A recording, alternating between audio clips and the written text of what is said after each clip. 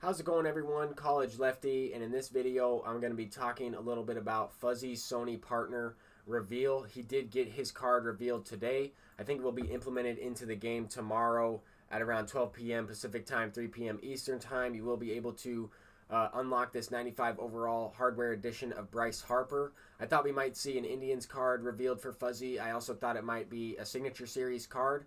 But we do have 6 other Signature Series cards that are coming to MLB The Show. 4 of them have already been revealed. I talked a little bit about that in my previous upload, and I kind of just wanted to clarify a couple things. You guys were 100% right in saying that Ozzie Smith is in the Signature Series pack, and what I kind of meant by that was initially when I saw that they were going to be releasing 6 new cards, I thought we would see 2 for World Series, 2 in the headliners, and 2 implemented into the Signature Series pack in some way. And I don't know if that's necessarily going to be true, but I also thought we might have one of those cards be Fuzzy Sony partner reveal, because Twin got Adam Wainwright a Signature Series card as well. But that is not the case, so I'm kind of curious to see who those last 2 cards will be, and I'm sure that they're going to reveal them tomorrow before they actually release them into the game.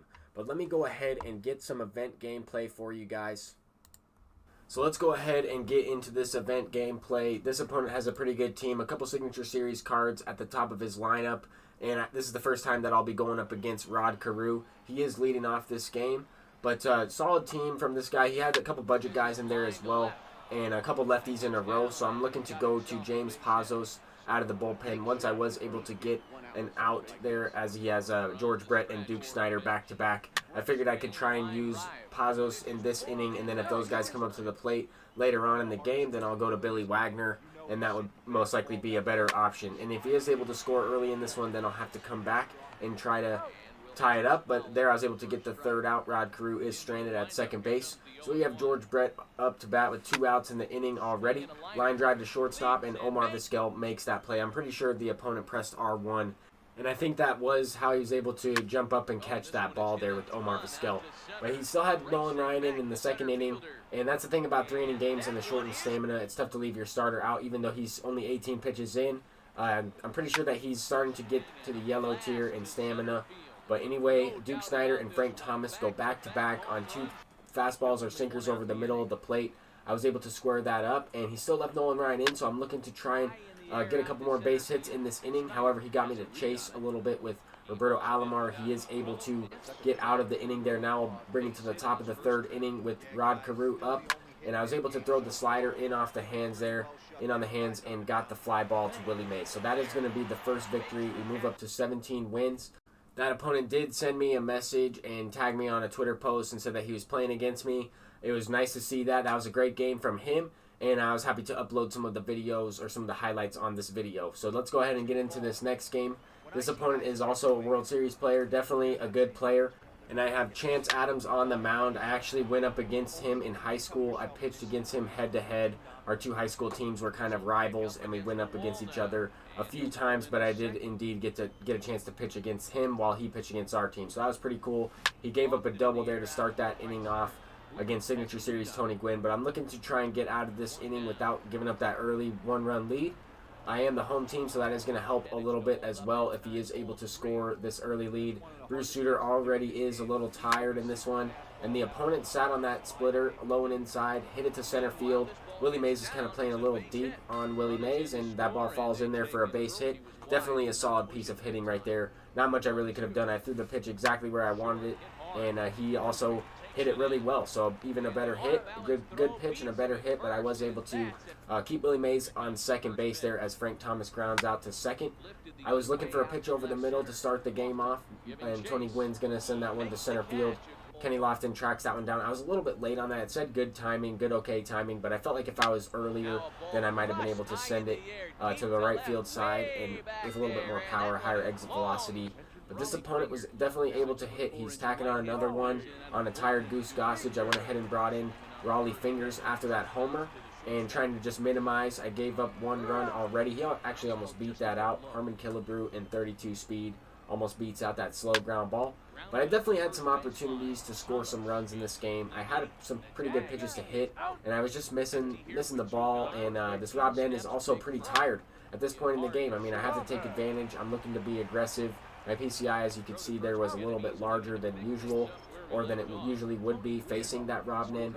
So I was trying to ambush a pitch over the middle of the plate, first pitch, and hit it hard just right to the shortstop. But in this play specifically, I thought this ball was going to get down. Duke Snider was kind of jogging out there to deep left center field. That ball was crushed by Tony Gwynn, and luckily it was tracked down there for an out, because very next batter in Willie Mays, I tried to challenge him. A 1-2 count, I went with the sinker up and inside, and he was definitely sitting on that and smacked it out for a no-doubt home run. So nothing I could have really did right there. Wasn't able to even come close to robbing that last one. Just trying to come back in this game. If I'm not able to, this will be my first loss for this event. I'm currently 17-0, and we do have a chance. Nobody down in the inning. Pudge is up, and I smacked that one, squared it up well. Just unfortunately right to Willie Mays. I thought for a second that his fielder was going to miss that ball, but he was able to get that win. I just didn't really hit that much in that game. Didn't really hit that consistently and score some runs. Only had that one base hit with Roberto Alomar in that last inning. But anyway, let's go ahead and get into this next one. This opponent has a little bit more of a budget team, and that's sometimes what can happen after you lose an event game. Sometimes you go up against somebody else who might just be starting out their run, or they might also have a loss. And sometimes I've noticed when that happens, you might go up against somebody who doesn't have as many Signature Series players, or whatever the case is. It's just a little bit different with the matchmaking once you do lose a game on your run. But some people do go ahead and forfeit. I didn't want to do that because I was only a few wins away from securing 20 wins, and I didn't really want to rebuild my team. I think I was at about 6-0 or 6-1 now on this run.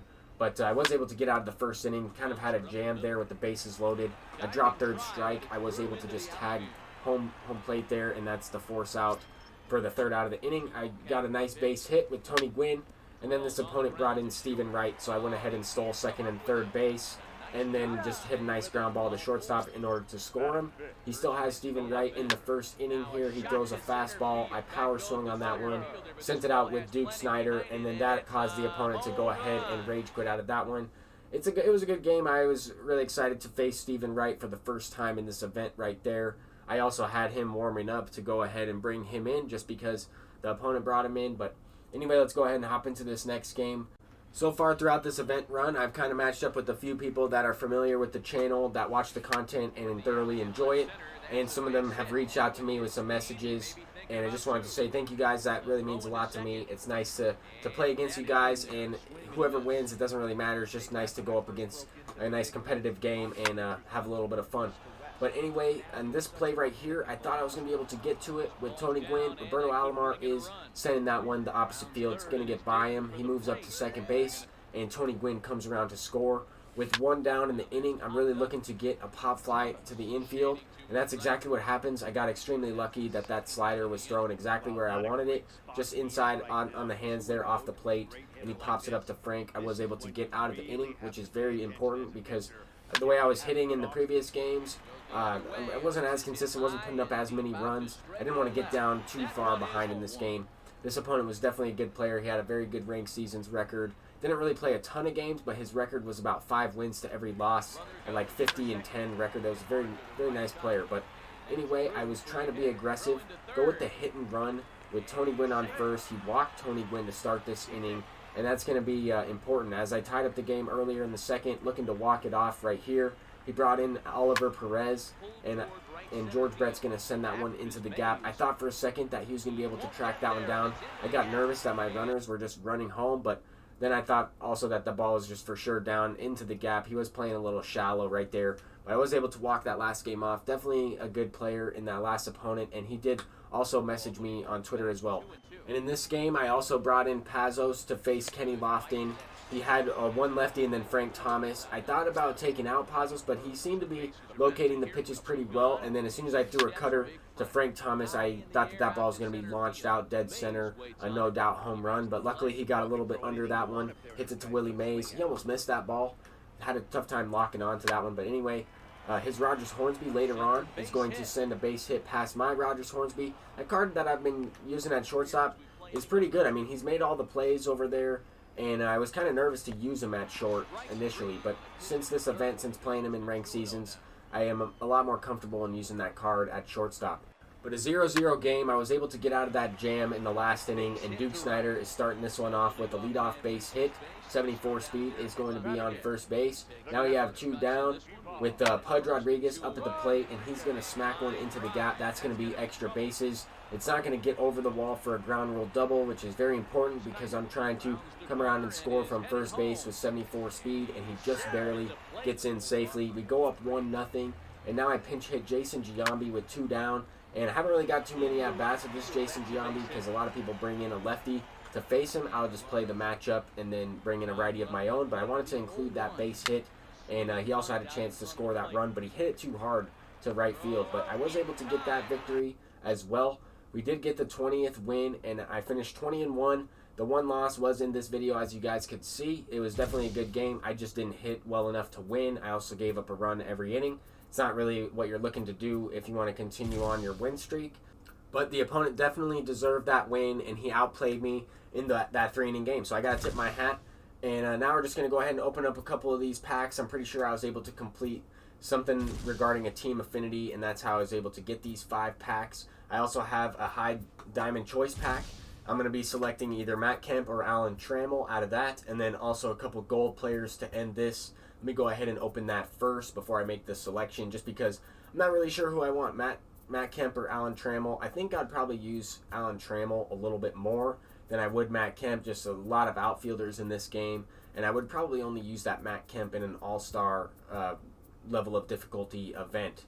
But I just went ahead and quick sold these cards right here for 1,000 subs. I don't really need them, and I'm not trying to complete any more team affinities right this minute.